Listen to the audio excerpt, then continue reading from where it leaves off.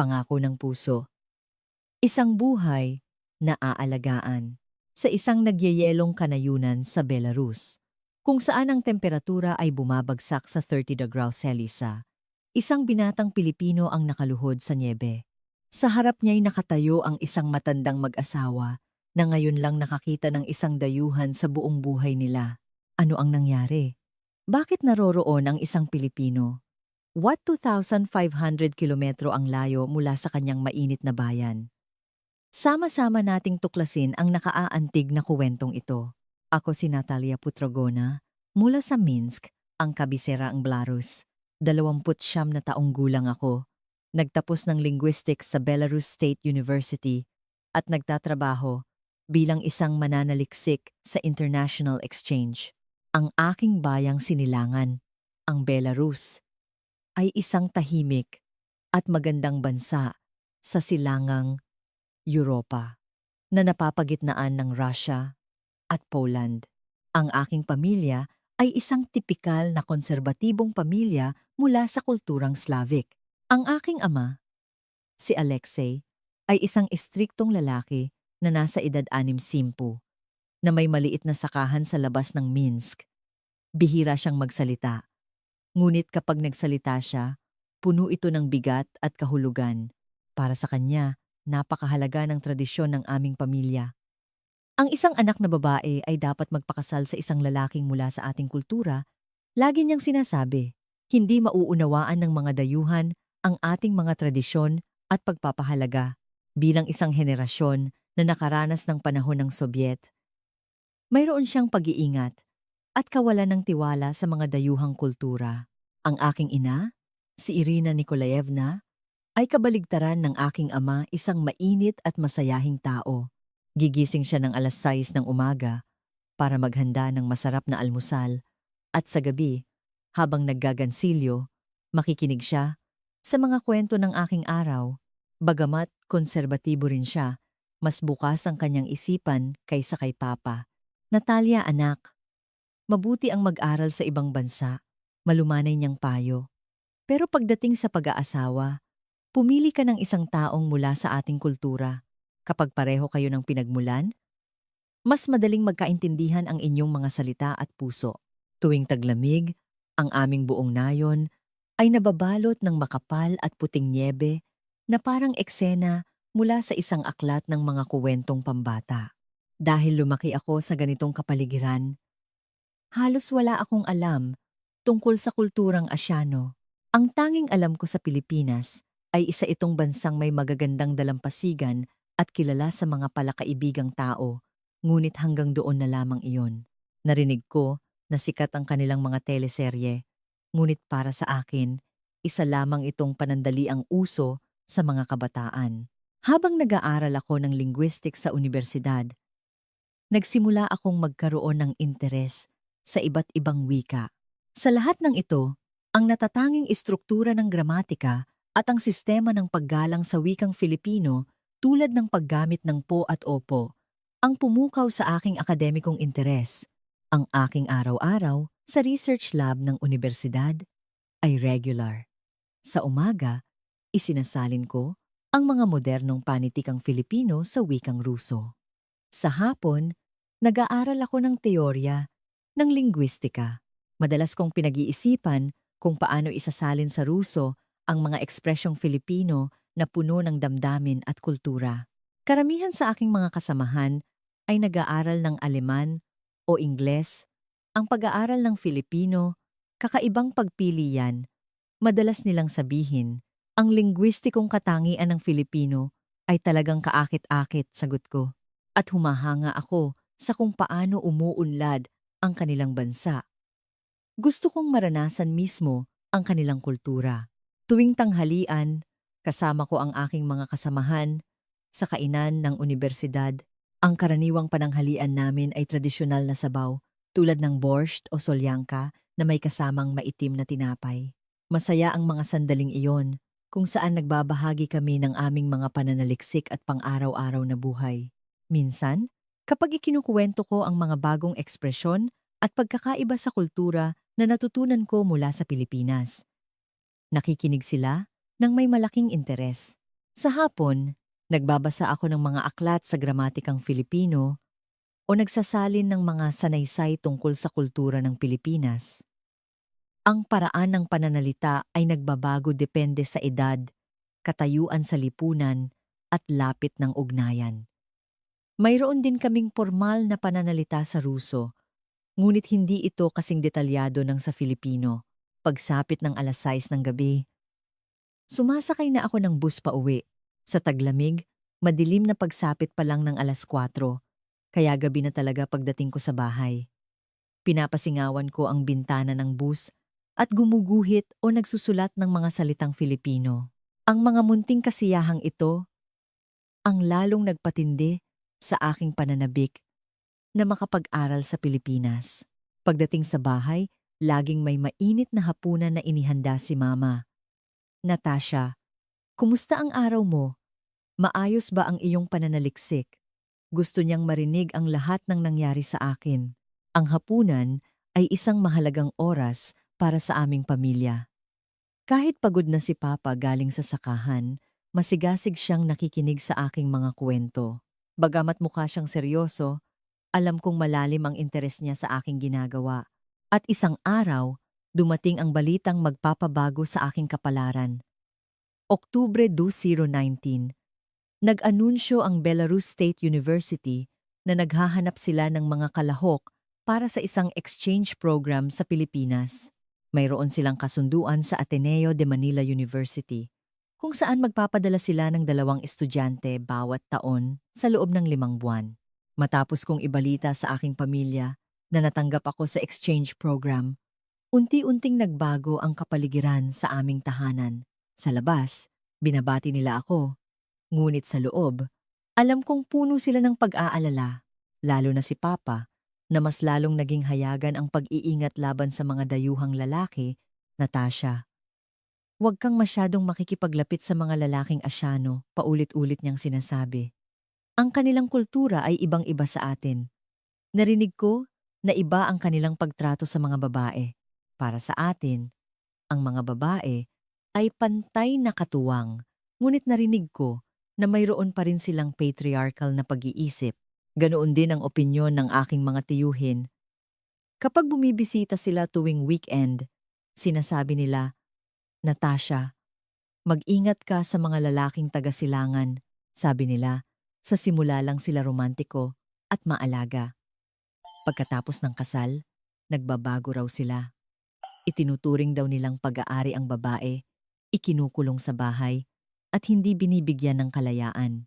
Ang mga salitang iyon, na puno ng pagkiling, ay madalas nilang sinasabi. Ganoon din ang payo ng aking mga tiyahin. Huwag kang mag-iisip na magkaroon ng nobyo doon, ha? Masyadong magkaiba ang kultura ninyo. Magkakaproblema lang kayo sa huli, babala nila. Iba ang wika, iba ang paraan ng pamumuhay, paano kayo magsasama habang buhay? Pumunta ka roon para mag-aral at mamasyal, pagkatapos umuwi ka na. Si Mama, bagamat nag-aalala rin, ay nagsabi na lamang, Matalino ang aking Natasha. Alam niya ang tama at mali. Mag-aral ka lang ng mabuti at umuwi ng ligtas. Ngunit sa tuwing nakikita niya akong nag-iimpake, hindi niya maitago ang pag-aalala sa kanyang muka. Maging ang mga taga-nayon ay may iba't ibang reaksyon. Sabi ng pinuno ng nayon, Magaling yan, Natasha, na mag-aaral ka sa Pilipinas. Pero huwag kang magtatagal doon, ha? Baka malimutan mo ang ating mga tradisyon. Mas direkta naman ang mga matatandang babae. Natasha, mabuti ang pag-aaral, pero siguraduhin mong taga rito ang mapapangasawa mo. Hindi mapagkakatiwalaan ang mga dayuhan. Ang mga salitang ito ay nagpabigat sa aking puso. Sa simula, ang plano ko lang talaga ay mag-aral ng wika at kultura. Ngunit dahil sa paulit-ulit na babala, nagsimula akong makaramdam ng kakaibang bigat. Ang pinakakinababahala ko ay ang aking sarili. Likas akong mausisa at madaling makipagkaibigan. Ang matalik kong kaibigan, si Sofia, ay mas prangka. Natasha, sa totoo lang, nag-aalala rin ako para sa iyo. Masyado kang mabait at madaling magtiwala sa mga tao. Hindi ko alam kung paano ang mga lalaking Pilipino. Pero huwag kang basta-basta magbubukas ng iyong puso. 5 buwan ka lang doon. Ikaw lang ang mahihirapan kung magiging komplikado ang lahat. Habang papalapit ang araw ng aking pag-alis, mas nangingibabaw ang kaba kaysa sa pananabik. Isang gabi, pumasok si Mama sa aking silid at seryosong nagsalita. Natasha, may isang hiling si Mama. Sa Pilipinas, kahit sino pa ang makilala mo, laging maging maingat. Lalo na sa mga lalaki, magkaiba ang kultura, kaya magkaiba rin ang pag-iisip. Pagkatapos ay mahigpit niyang hinawakan ang aking kamay. Setyembre 2020, dumating ang araw ng aking pag-alis. Pinipigilan ni Mama ang kanyang mga luha, ngunit sa huli, napayakap siya sa akin at humagulgol. Anak ko, mag-iingat ka kahit anong mangyari. Huwag mong kalimutan ang iyong pamilya, sabi niya habang marahang hinahaplos ang aking likod. Pagkatapos ng mahabang 12 oras na biyahe, dumating ako sa Ninoy Aquino International Airport. Aya. Ang unang impresyon ko ay talagang matindi. Ang laki at modernong itsura nito ay hindi maikukumpara sa airport ng Minsk. Ang lahat ay sistematiko, malinis at malinaw ang mga karatula. Nakarating ako sa Ateneo de Manila University Language Education Center bandang 2:00 ng hapon. Mayroon silang International Student Orientation at naroon ang mga estudyante mula sa iba't ibang panig ng mundo. Ang nakapukaw ng aking pansin ay ang pagiging magalang ng mga estudyanteng Pilipino. Ngumingiti sila at magalang na bumabati sa isa't isa at mas magalang pa sila sa mga nakatatanda. Naramdaman ko na talagang pinahahalagahan ng mga tao sa bansang ito ang kagandahang loob. Nang hapong iyon, nagsimula ang isang makabuluhang pagkikita. Sa isang get-together para sa mga international students, may mga volunteer interpreters para sa bawat wika. Lumapit sa akin ang isang lalaking estudyante na nakatalaga sa wikang Ruso, si Miguel Tan. Si Migs ay may katamtamang taas na 5'10" at may maamong mukha. Ang unang impresyon ko sa kanya ay mukha siyang seryoso at taos-puso, kalmado at maingat siya kung magsalita. Lumapit siya sa akin at nagsalita. Kamusta? Ikaw pala ang galing sa Belarus. Napakalayo ng iyong binyahe. Nagulat ako sa kanyang matatas na pananalita sa Ruso. Hindi lang tumpak ang kanyang pagbigkas. Natural din ang kanyang intonasyon. Ito ang unang pagkakataon na nakakita ako ng isang taga-silangan na ganoon kahusay magsalita ng aking wika. Naramdaman ko ang mabilis na pagtibok ng aking puso. Paano ka natutong magsalita ng Ruso ng ganyan kahusay? Tanong ko. Ngumiti siya ng may kababaang loob at sumagot. 4th-year student ako ng International Business at minor ko ang Russian. Interesado ako sa kultura ng silangang Europa, kaya nagsimula akong mag-aral nang mag-isa 3 taon na ang nakalipas. Masaya akong makilala ka ng personal. Sa kanyang seryoso at taos-pusong kilos, naramdaman kong iba siya sa ibang mga Pilipinong estudyante. Magalang ang kanyang pananalita at ramdam ko ang tunay na pagnanais niyang matuto. Kumusta ang kultura sa Belarus? Ano ang pagkakaiba nito sa Russia? Tanong niya, habang nakatuon ang buong atensyon sa akin. Sumagot ako, ang Belarus ay katulad ng Russia, pero mas mahinahon kami. Tahimik ang mga tao at mahal namin ang kalikasan. Marami kaming kagubatan at lawa, kaya't malapit sa kalikasan ang aming kultura. Talagang interesado siyang nakinig at nagtanong pa ng mga detalye. Mayroon ba kayong tradisyonal na musika at sayaw sa Belarus? Nang gabing iyon, pabalik sa aking dormitoryo, hindi mawala sa isip ko si Migs. Bakit kaya siya ganoon kasigasig mag-aral ng Ruso? Dahil lang ba sa akademikong interes? Higit sa lahat, ang kanyang seryosong mga mata at magalang na kilos ang tumatak sa akin. Kinabukasan, nagsimula na ang aming mga klase sa Filipino. Nag-alok si Migs. Kung okay lang sa'yo, gusto mo bang mag-language exchange? Tuturuan kita ng Filipino at tuturuan mo naman ako para maging mas tumpak ang aking Ruso. Walang pag-aalinlangan akong sumagot. Magandang ideya yan. Sa totoo lang, bukod sa pagkakataong matuto mula sa isang lokal, mayroon din akong kuryosidad kay Migs. Ang language exchange na iyon ang ganap na magpapabago sa aking buhay, isang bagay na hindi ko kailanman inakala. Sa simula, puro pag-aaral lang talaga ang aming layunin. 2 beses sa isang linggo, nagkikita kami sa library o sa isang coffee shop para turuan ang isa't isa.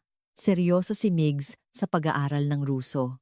Laging siyang may handang mga bagong tanong at maingat na isinusulat ang bawat ekspresyong itinuturo ko. Patuloy din siyang nagpapakita ng interes sa kultura ng Belarus. Sa tulong ni Migs, mas naintindihan ko ang kulturang Pilipino. Hindi lang wika ang itinuturo niya, kundi pati na rin ang paraan ng pag-iisip ng mga Pilipino, ang ugnayan sa pamilya, at ang istruktura ng kanilang lipunan. Pagkalipas ng 3 linggo, nagsimula akong makaramdam ng isang espesyal na damdamin para kay Migs. Siya ay isang taong maalalahanin at tapat. Higit sa lahat, nakatutuwa ang kanyang pagsisikap na respetuhin at unawain ang aking kultura, ngunit kasabay nito, patuloy na bumabalik sa aking isipan ang mga babala ng aking pamilya. Ang dating 2 beses sa isang linggong pagkikita ay naging halos araw-araw na. Kahit nag-aaral kami sa library, natural na kaming lumalabas para magkape at mag-usap tuwing break. Ang pagiging maalalahanin ni Migs ay kahanga-hanga. Kapag nahihirapan ako sa isang ekspresyong Filipino, nagbibigay siya ng iba't ibang halimbawa para madali kong maintindihan. Kapag may bahagi ng kulturang Pilipino na hindi ko maunawaan, ipinapaliwanag niya ang kasaysayan sa likod nito. At higit sa lahat, lagi siyang nakikinig ng mabuti sa aking mga sinasabi. Isang araw, nagkasakit ako at nagpapahinga sa dorm. Biglang nag-message si Migs, "Natalia, okay ka lang ba?" Sabi nila, "Mabuti raw ang arroz caldo para sa may sakit. Gusto mo bang dalhan kita?" Noong una, tumanggi ako. Okay lang ako. Iinom lang ako ng gamot at magpapahinga. Ngunit makalipas ang 1 oras, dumating siya sa dorm na may dalang thermal container na may mainit na arroz caldo. "Paano mo ito nagawa?" Gulat kong tanong. Sumagot siya, "Tumawag ako kay mama para itanong ang recipe." Sabi niya, kailangan ng mainit at masustansyang pagkain ng taong may sakit.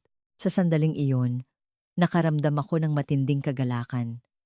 Kahit sa Belarus, bihira akong makatanggap ng ganitong klasing pag-aalaga. Sa ibang pagkakataon, nang ako ay nalulungkot at nami-miss ang aking pamilya, sinabi ko kay Migs na hindi maganda ang pakiramdam ko. Nag-alok siya. May mga lugar sa Maynila na may tanawing katulad ng sa Minsk. Gusto mo bang pumunta? Dinala niya ako sa Luneta Park.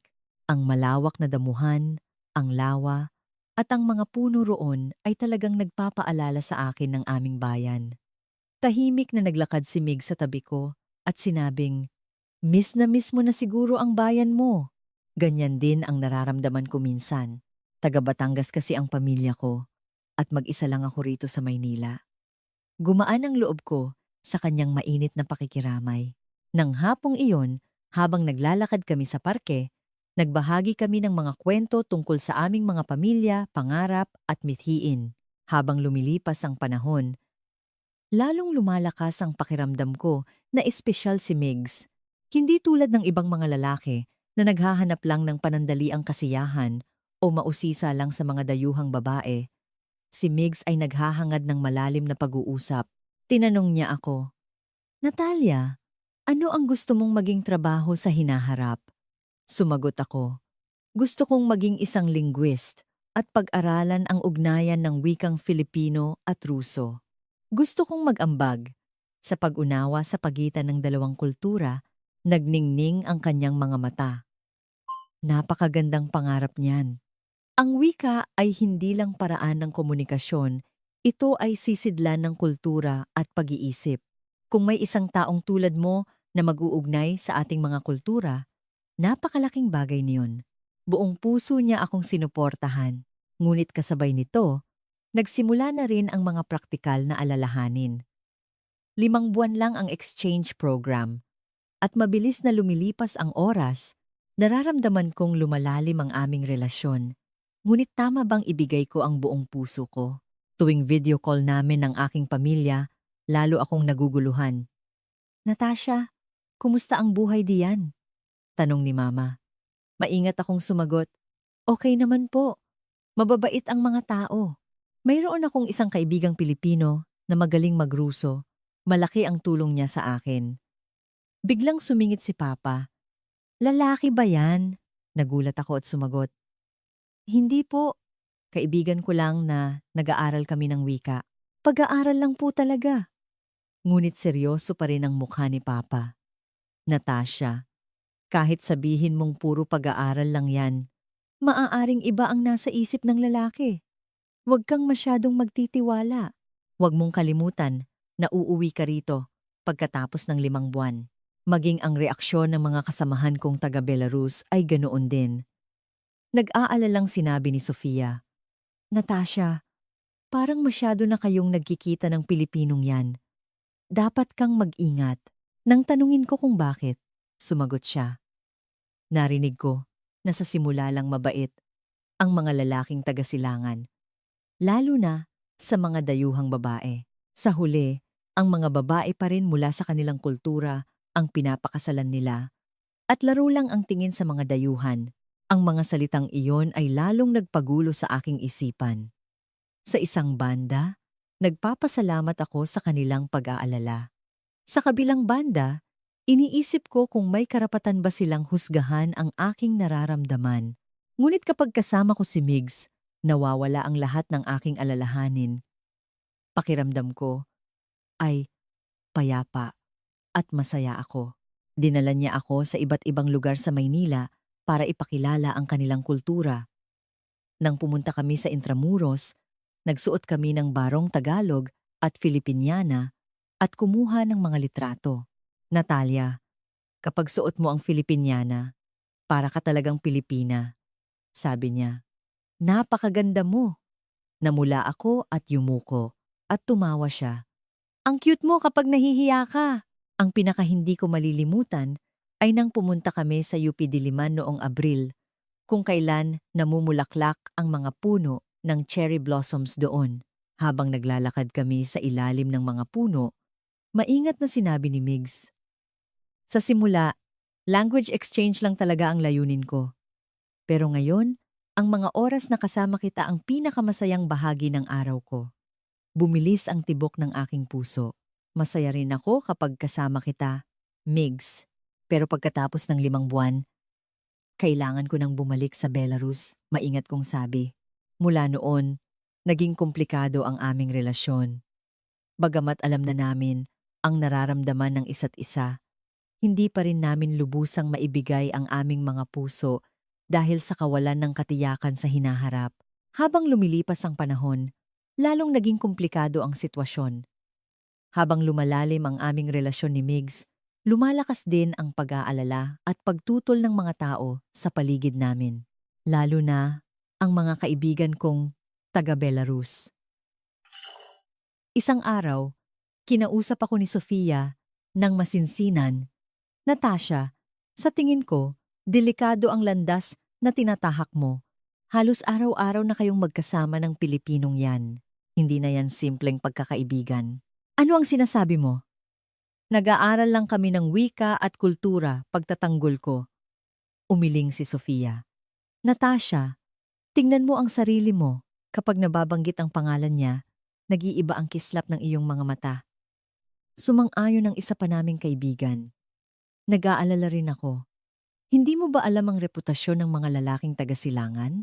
Sa simula lang sila romantiko at maalaga, taktika lang yan para makuha ang gusto nila. Kapag nakuha na nila ang tiwala mo, magbabago na sila. Mas naging malaking problema ang mga video call sa pamilya. Isang araw, tinanong ni Mama, Natasha, parang iba ang itsura mo ngayon. Natigilan ako. Wala po ito, Mama. Medyo mahirap lang ang pag-aaral, ngunit hindi ko naloko ang aking ina. Sa huli, ipinagtapat ko, mayroon po akong isang kaibigang Pilipino. Lalaki po siya, pero napakabuti niya. Tinutulungan niya ako sa pag-aaral at sa pag-unawa sa kultura nila. Sa sandaling iyon, nakita ko sa screen si Papa na lumalapit. May ibinulong si Mama sa kanya at biglang tumigas ang mukha ni Papa. Natasha, itigil mo na ang pakikipagkita sa lalaking yan. Nagulat ako sa lakas ng kanyang boses. Bihira siyang magalit ng ganoon. Papa, bakit po? Hindi niyo pa naman naririnig ang lahat. Hindi ko na kailangang marinig. Binalaan na kita mula pa sa simula. Huwag kang makikipaglapit sa mga dayuhan, lalo na sa mga asyano. Pero mabuting tao po si Migs. Makikita niyo po kapag nakilala niyo siya. Natasha, hindi mo ba nakikita kung gaano ka kapanganib ngayon? Sabi ni Papa na may malalim na buntong hininga. Nagtapos ang video call na iyon na pareho kaming nasaktan. Binigyan ako ni Papa ng 2 linggo para ayusin ang relasyon namin ni Migs at mag-focus sa pag-aaral. Kung hindi, pauuwiin kita agad. Nagrebelde ako. Papa, hindi niyo alam ang nararamdaman ko.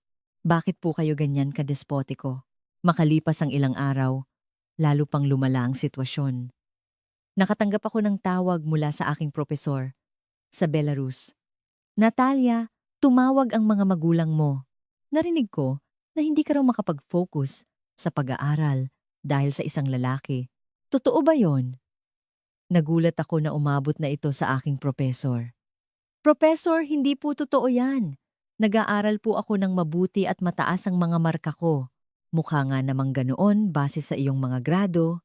Pero Natasha, huwag mong kalimutan ang layunin ng exchange program. Pumunta ka riyan para sa akademikong karanasan, hindi para makipagrelasyon. Nagsimula akong magduda. Mali ba talaga ang ginagawa ko? Sa gitna ng lahat ng ito, hindi na rin naging komportable ang mga pagkikita namin ni Migs. Ramdam kong maingat na rin siya. Ang dating natural na paghawak ng kamay o pag-akbay ay nawala na. Isang araw, direkta ko siyang tinanong, Migs, maging tapat ka. Nahihirapan ka na ba sa relasyon natin? Nag-atubili siya bago sumagot. Magsisinungaling ako kung sasabihin kong hindi. Pero hindi dahil sa'yo, kundi dahil sa sitwasyon. Kinausap ko na rin ang mga magulang ko tungkol sa'yo. At hindi rin maganda ang una nilang reaksyon. Tutol din ba ang mga magulang mo? Hindi naman sila ganap na tutol. Pero nag-aalala sila. Sabi nila, kailangan kong maging maingat sa pakikipagrelasyon sa isang dayuhan. Kailangan daw naming isaalang-alang ang mga pagkakaiba sa kultura. Nang marinig ko iyon, lalo akong nawalan ng pag-asa. Tutol ang parehong pamilya. At paubos na ang oras ko sa Pilipinas. Mukhang alam din ni Migs ang realidad na ito. Natalia, kailangan nating mag-isip ng mahinahon. Kung ipagpapatuloy natin ito, baka pareho lang tayong masaktan. Nanlamig ako. Anong ibig mong sabihin? Alam mo naman, di ba? Ilang buwan na lang at babalik ka na sa Belarus at ako naman ay maiiwan dito sa Pilipinas. At tutol pa ang mga pamilya natin. So, gusto mong sumuko na tayo? Matagal siyang nanahimik at yumuko. Hindi sa gusto kong sumuko. Gusto ko lang na maging mas maingat tayo. Nang araw na iyon, nagkaroon kami ng unang malaking pagtatalo. Naghiwalay kami na parehong may sama ng loob. Ilang araw kaming hindi nag-usap. Napakahirap ng mga araw na iyon. Hindi ko akalain na ganito pala kahirap ang isang araw na wala si Migs. Ngunit kasabay nito, naisip ko, baka tama nga sila. Baka ako lang ang nag-aakala. Ilang araw na kaming hindi nag-uusap ni Migs at pakiramdam ko ay hungkag ang lahat. Hindi ako makapag-focus sa klase at hindi ako makatulog sa gabi. Ang mga kaibigan ko ay nakahinga ng maluwag. Buti naman at natauhan ka na, sabi nila. Ngunit hindi iyon nakatulong. Pagkatapos ng 1 linggo, si Migs ang unang kumontak. Natalia, may oras ka ba ngayong weekend? May gusto akong sabihin. Nagkita kami sa may Manila Bay Walk. Iba ang itsura ni Migs. Napakaseryoso. Matagal siyang tumingin sa dagat bago magsalita. Natalia, 1 linggo akong nag-isip tungkol sa ating relasyon. at kung ano ang dapat nating gawin. Kumabog ang dibdib ko. May masama akong kutob. Mahal na mahal kita, Natalia. Iyon ay isang katotohanang hindi magbabago. Pero kung iisipin natin ang realidad, parang napakaraming hadlang sa atin. Anong mga hadlang? Una, ang distansya. Ang Belarus at Pilipinas ay 1,500 kilometro ang layo. Pangalawa, ang pagkakaiba sa kultura at ang pagtutol ng ating mga pamilya. Desperado akong sumagot. Kaya nating lagpasan ang mga yan. Sa panahon ngayon, hindi na ganoon kahalaga ang distansya. May video calls, may eroplano. Ang pagkakaiba sa kultura, malalampasan yan kung magsisikap tayong intindihin ang isa't isa. Umiling si Migs. Natalia, hindi ganoon kadali yon. Noong una, akala ko rin na kayang lampasan ng pag-ibig ang lahat. Pero hindi pala ganoon ang realidad. So, lahat ng sinabi mo sa akin, kasinungalingan lang, na mahal mo ako, na masaya ka kapag kasama mo ako. Lahat yun totoo, hanggang ngayon. Pero hindi dahil totoo ang nararamdaman natin ay masusolusyunan na ang lahat ng problema. Lalo akong nawalan ng pag-asa nang magsimula siyang magbigay ng mga konkretong dahilan. Isa-isa niyang binanggit ang mga problemang hindi ko naisip. Natalia, kung magpapakasal tayo, saan tayo titira? Kung sa Pilipinas, mapapalayo ka sa pamilya mo. Kung sa Belarus, ako naman ang mapapalayo. At anong wika ang ituturo natin sa mga anak natin? Pwede naman nating pag-usapan yan sa hinaharap. Natalia, hindi ganoon kasimpleng problema yan. Nag-research ako at ang divorce rate ng mga international marriage ay doble kumpara sa karaniwang kasal. Ang dahilan ay ang mga pagkakaibang ito sa kultura at wika. Mas lalo akong nabigla na nag-research pa siya. At higit sa lahat, napakalakas ng pagtutol ng ating mga pamilya. Ang mga magulang mo. Hindi pa man nila ako nakikilala. Tutol na. Ganoon din ang mga magulang ko. Paano natin ipagpapatuloy ang relasyon sa ganitong sitwasyon? Bilang huling pagsubok, sinabi ko, Migs, kung ganoon, subukan man lang natin kung makikilala ka ng mga magulang ko at makikita nila ang iyong katapatan, baka magbago ang isip nila. Mapait na ngumiti si Migs. Natalia, isipin mo, kahit pumunta ako sa Belarus para kumbinsihin sila, paano ko makukuha ang tiwala nila kung hindi kami magkaintindihan at hindi ko alam ang kultura nila? Marunong ka namang magruso. Pang basic conversation lang. Hindi sapat para maiparating ko sa kanila ang aking sinseridad. Nagtapos ang usapan namin nang walang malinaw na konklusyon. Sinabi ni Migs na kailangan pa namin ng oras para mag-isip, ngunit sa kanyang mukha, parang may desisyon na siya. Mula noon, bumaba ng husto ang dalas ng aming pagkikita. Ang dating halos araw-araw ay naging isa o dalawang beses na lang sa isang linggo para lang sa language exchange. At kahit iyon, hindi na kasing komportable at natural tulad ng dati. Sinadya ni Migs na dumistansya. Kung dati ay nag-uusap kami ng ilang oras sa coffee shop, ngayon, pagkatapos ng isang oras na pag-aaral, sasabihin na niyang, siguro, hanggang dito na lang muna tayo. Ang mas masakit ay ang pagbabago sa kanyang kilos. Hindi na siya interesado sa aking araw-araw na buhay at iniiwasan na niya ang mga personal na usapan. Isang araw, hindi ko na natiis.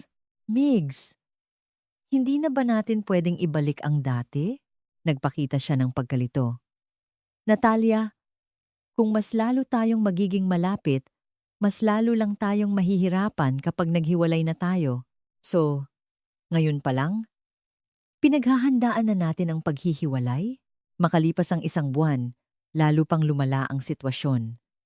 Ang language exchange namin ay naging minsan na lang sa isang linggo at pakiramdam ko ay formal na lang ang lahat. Halos hindi na kami nag-uusap ng personal.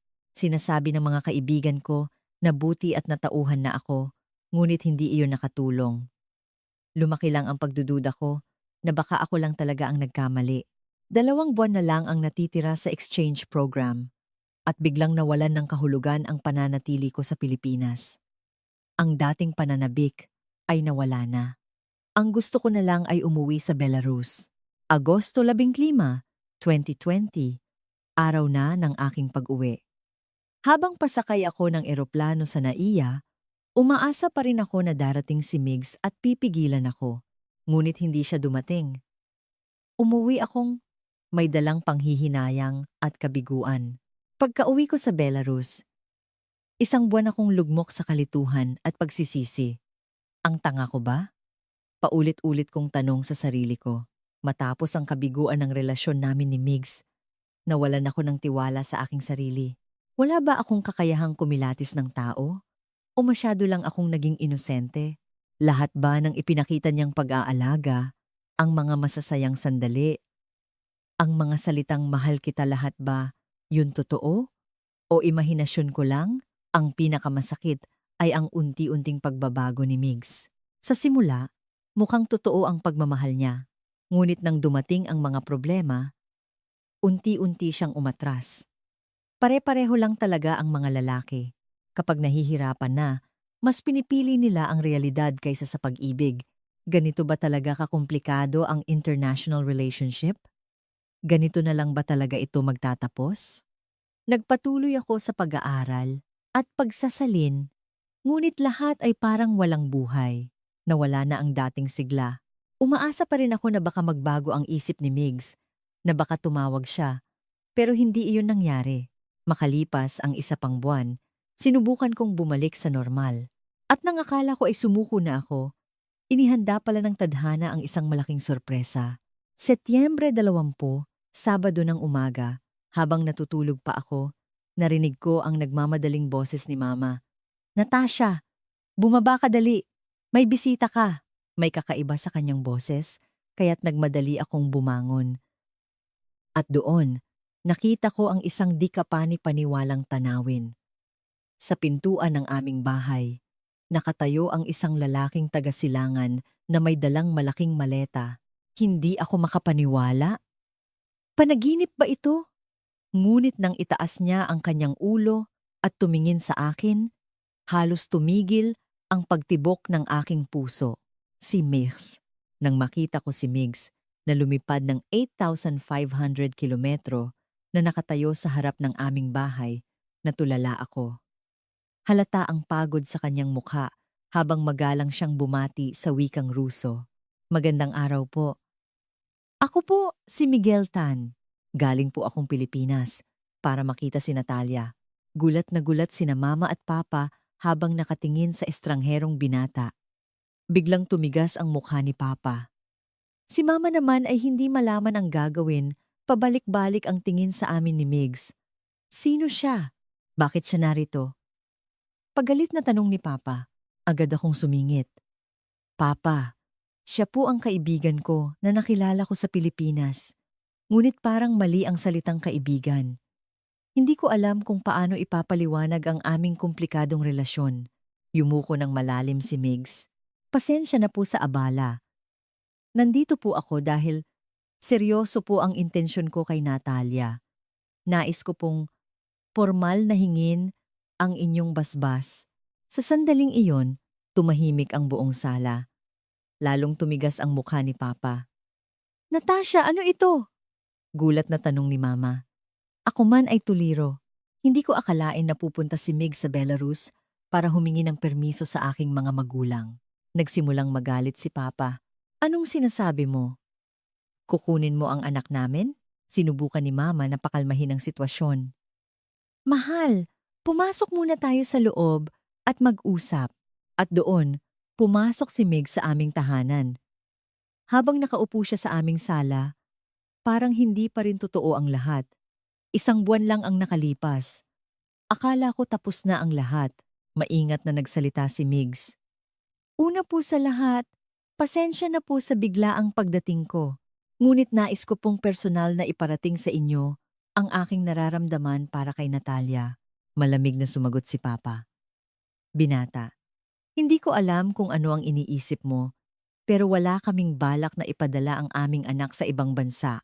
Ginoo, hindi ko po layunin na basta na lang dalhin si Natalia sa Pilipinas. Nais ko lang pong ipaalam na kahit saan man kami manirahan, aalagaan ko po si Natalia habang buhay. Sa mga salitang iyon, medyo nagpakita ng interes si Mama. Kung ganoon, ano ba talaga ang relasyon ninyo ni Natasha? Tumingin sa akin si Migs bago sumagot ng tapat. Mahal ko po si Natalia. Sa simula, language exchange lang po ang aming usapan pero habang lumilipas ang panahon, naging totoo po ang aking nararamdaman. Lalong nagalit si Papa. Ibig sabihin, niloko mo ang anak ko. Ang ikinagulat ko ay kung gaano kahanda si Migs. Bago siya pumunta sa Belarus, masigasig siyang nag-aral ng Ruso at nag-research tungkol sa aming kultura at tradisyon. Alam ko po kung gaano kagandang bansa ang Belarus. At nalaman ko rin po kung gaano kahalaga ang pamilya sa inyo. Napakailang ng unang hapunan. Ngunit nagulat ako nang malaman ni Migs ang tamang asal sa aming hapagkainan. Nauna siyang bumati sa mga nakatatanda at gumamit ng 2 kamay sa pagsasali ng alak. Habang tinikman niya ang Draniki potato pancakes na luto ni Mama, sinabi niya, "Napakasarap po. Ang galing niyo pong magluto." Nakita kong napangiti si Mama at pabulong na sinabi, "Ang batang ito, napakagalang." Ngunit si Papa ay nanatiling malamig. Nang gabing iyon, sa sala natulog si Migs. Kinabukasan, nagsimula ang kanyang tunay na pagsisikap na makuha ang tiwala ng aking pamilya. Gumising siya ng 5:00 ng umaga para maglinis ng bakuran kahit sinabi ni Mama na, "Wag na." Iginiit niya, "Gusto ko pong makatulong kahit kaunti habang narito ako." Nang umalis si Papa papunta sa sakahan, sumunod siya para tumulong mag-ayos ng mga kagamitan. Bagamat medyo hirap sa simula, mabilis siyang natuto. Paano natutunan ng isang taga-siyudad ang ganitong gawain? May panunuyang sabi ni Papa, ngunit mapagkumbabang sumagot si Migs. Sa Pilipinas po, tumutulong din ako sa sakahan ng aming pamilya. Nakakagulat. Ang pamilya pala ni Migs ay may maliit na sakahan sa Batangas, kaya't hindi bago sa kanya ang gawaing bukid. Nang makita ito ni Papa, unti-unting lumambot ang kanyang ekspresyon. Ang pinakakahanga-hanga ay ang ipinakita niyang katapatan kay Mama. Tuwing umaga, pumupunta siya sa palengke para bumili ng carnations, ang paboritong bulaklak ni Mama. Sa Pilipinas po, kaugalian naming magbigay ng bulaklak sa mga nakatatanda bilang paggalang. Noong una, naiilang si Mama, ngunit unti-unti niyang naramdaman ang katapatan ni Migs. Tuwing hapunan, lagi niyang pinupuri ang mga tradisyonal na pagkain ng Belarus. Habang kumakain ng borscht, sinabi niya, "Namiss ko po ang lasang ito. Sinubukan ko pong lutuin ito sa Pilipinas. Pero hindi ko makuha ang sarap ng luto ninyo." Nagulat si Mama. "Talaga? Sinubukan mong lutuin ang pagkain namin sa Pilipinas?" Sumagot si Migs. "Opo, itinuro po sa akin ni Natalia ang recipe." Sa mga salitang iyon, naramdaman kong unti-unting bumubukas ang puso ni Mama. Pagkalipas ng 1 linggo, nagsimulang magbago ang kapaligiran. Ang katapatan at kabutihan ni Migs ay unti-unting nakukuha ang loob ng aking pamilya. Pagkalipas ng 1 linggo, unti-unting nagbago ang lahat. Maging si Papa, na noong unay puno ng pag-iingat, ay nagsimulang lumambot dahil sa pagiging masipag at tapat ni Migs. Lalo siyang humanga sa kaalaman nito sa pagsasaka. Isang araw, sinabi ni Papa, "Magaling ka pala talaga sa bukid." Detalyadong ipinaliwanag ni Migs. "Ang ama ko po ay 18 taon nang nagsasaka sa Batangas. Mula pagkabata, tumutulong na po ako tuwing bakasyon. Karamihan po ay tanim na kape at prutas. Kahit noong nag-aaral na ako sa kolehiyo, umuuwi po ako para tumulong." Nainteres si Papa. "Kung ganoon, alam mo kung gaano kahirap ang gawaing bukid." Sumagot si Migs. "Mahirap po talaga, pero masarap sa pakiramdam. Higit sa lahat, marami po akong natutunan sa pagsisikap ng aking ama para sa aming pamilya." Sa pag-uusap na iyon, Tila nagkaroon sila ng kakaibang ugnayan, ngunit hindi lang puso ng pamilya ko ang kanyang kinukuha. Mayroon siyang sistematiko at pangmatagalang plano. Isang gabi, ipinaliwanag niya ang kanyang mga plano. Ginoo, ginang, seryoso po ako sa hinaharap namin ni Natalia. Kung papayagan po ninyo, nais ko pong ibahagi ang aking mga plano. Pumayag si Papa. Isa-isang ipinaliwanag ni Migs. Una, hindi ko po balak na basta na lang dalhin si Natalia sa Pilipinas. Kung nanaisin niya, handa po akong manirahan dito sa Belarus. Pangalawa, pagkatapos naming ikasal, bibisita po kami rito kahit 2 beses sa isang taon. Pangatlo, tuturuan namin ang aming mga anak ng Filipino, Ruso at Belarusian para hindi nila makalimutan ang kanilang mga pinagmulan. Nagulat si Mama. Talaga bang gagawin mo yan? Matatag na sumagot si Migs. Opo, pangako po. Nag-research na rin po ako ng mga posibleng trabaho para sa akin dito. Marami pong kumpanyang Pilipino na nagpapalawak sa silangang Europa at kailangan nila ng mga consultant. Pwede rin po sa kalakalan. Kinuha niya ang mga dokumentong inihanda niya. Ang mga kumpanyang IT mula sa Pilipinas ay nangangailangan ng mga taong may alam sa lokal na sitwasyon. At dahil si Natalia ay isang eksperto sa lingwistika, maaari kaming magtulungan sa pagsasalin. Namangha ako. Hindi ko akalain na ganito kadetalyado ang kanyang plano. Hindi lang ito emosyon. Pinag-isipan niya ang lahat. Higit sa lahat, dagdag niya. Buong puso ko pong nirerespeto ang kulturang Belarusian. Patuloy po akong nag-aaral ng Ruso at ng inyong kasaysayan. Pagsisikapan kong pahalagahan ang pinagmulan ni Natalia. Ipinakita niya ang mga aklat at materyales na pinag-aralan niya. Ramdam na ramdam ang kanyang sinseridad. Ang batang ito, napakalalim mag-isip, sabi ni Mama. Maging si Papa ay humanga. At nais ko pong magtayo kami ni Natalia ng isang cultural exchange business para ipakilala ang ganda ng Belarus sa Pilipinas at ang ganda ng Pilipinas sa Belarus. Halimbawa, ang mga tradisyonal na gawang kamay ng Belarus ay pwedeng ipakilala sa Pilipinas. Isang napakaganda at detalyadong plano. Hindi lang niya ako gustong pakasalan. Gusto niyang maging tulay sa pagitan ng aming mga bansa. At higit sa lahat, gusto kong suportahan ang pangarap ni Natalia. Gusto kong ipagpatuloy niya ang kanyang pag-aaral bilang isang linguist. Ako ang bahala sa negosyo at siya naman sa akademikong bahagi. Sa mga salitang iyon, lubos akong naantig. Hindi ko akalain na ganito niya kaseryosong iniisip ang aking mga pangarap. Ang lalaking dati puro praktikal na problema ang binabanggit ay ngayoy may solusyon sa lahat.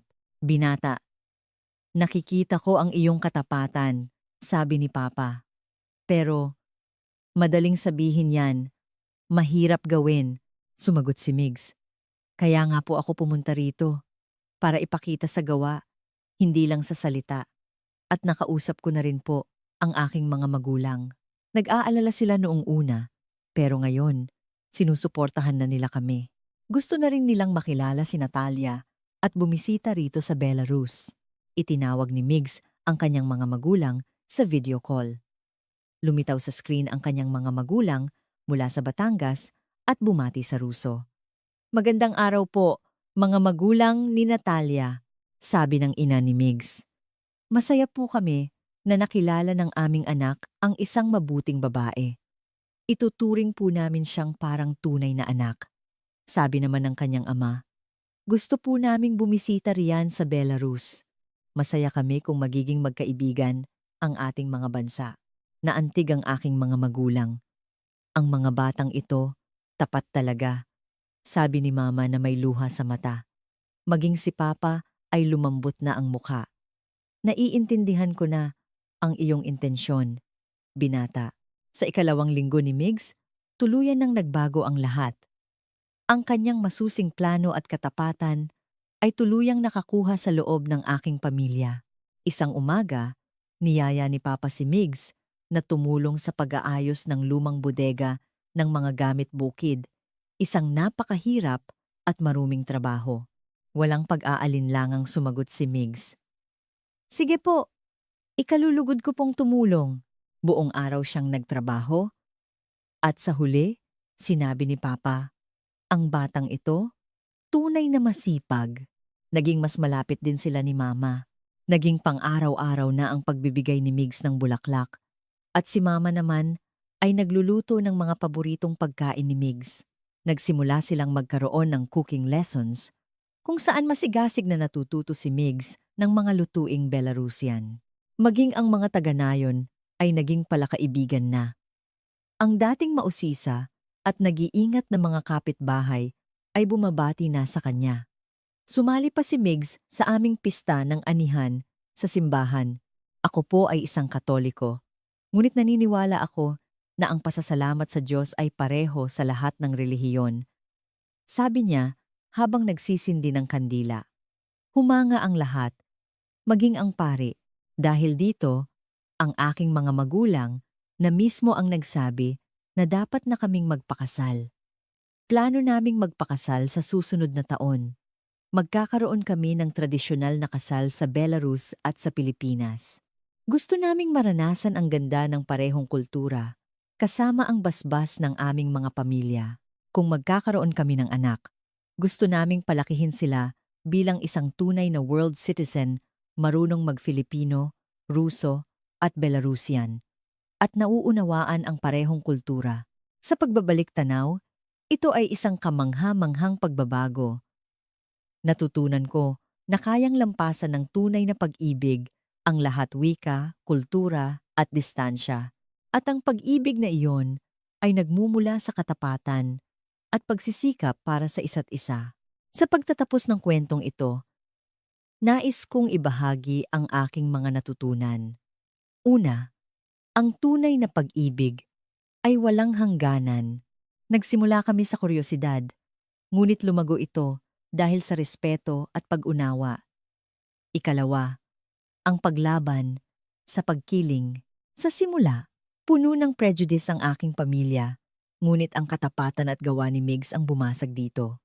Hindi niya hinusgahan ang mga tao base sa lahi, kundi sa kanilang puso. Ikatlo, ang tunay na kahulugan ng pamilya. Ang pamilya ay hindi lang dugo, kundi pagmamahal at pag-aalaga. Ikaapat, ang kahalagahan ng hindi pagsuko. Kung sumuko kami sa mga problema, wala kami rito ngayon. At ang pinakamahalaga, ang kapangyarihan ng katapatan, sinseridad. Ang lahat ng ginawa ni Migs ay mula sa puso. Ang tunay na pag-ibig at katapatan ay kayang baguhin kahit ang pinakaimposibleng sitwasyon. Ang ginawa ni Migs ay hindi milagro. Ito ay bunga ng kanyang walang sawang pagsisikap at busilak na puso. Hindi lang ako ang minahal niya, kundi ang buong pamilya ko, ang aking kultura, at ang aking bayan. Sa una, halos lahat ay tutol sa aming relasyon, ngunit kung nakinig kami sa kanila, wala sana ang kaligayahang ito. Mahalagang pakinggan ang payo ng iba, ngunit sa huli, ang puso at sariling pagpapasya ang dapat manaig.